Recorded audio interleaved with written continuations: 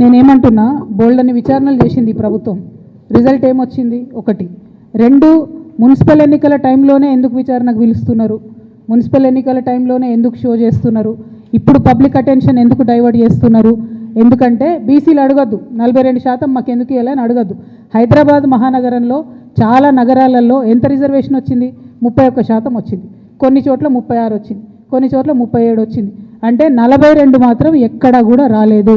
ఆ 42 అడగొద్దు అనేటటువంటి ఉద్దేశంతో ఎన్నికలు అనేటటువంటిది మున్సిపల్ కేంద్రాలలో జరుగుతున్నాయి కాబట్టి మరి ఫోన్ ట్యాపింగ్ అనే విషయం ఎక్కువ పట్టణ ప్రాంతాల్లో ఈజీగా అర్థమవుతుంది కాబట్టి ఆ అడ్వాంటేజ్ తీసుకోవడానికే ఇవాళ విచారణకు పిలిచిరు తప్పితే ఆ విచారణ తుదముడుతుందని కానీ ఆ విచారణ వల్ల నాలాంటి బాధితులకు న్యాయం జరుగుతుందనే నమ్మకం నాకు కాంగ్రెస్ ప్రభుత్వం మీద, గుంపు మేస్త్రి గారి మీద లేదు. నేను 100% చెప్తున్నా, ఇది గుంపు మేస్త్రి గారు, గుంటనక్క గారు కలిసి బీసీ ప్రజలను మభ్యపెట్టడానికి ఆడుతున్నటువంటి నాటకం. Thank you. జై తెలంగాణ.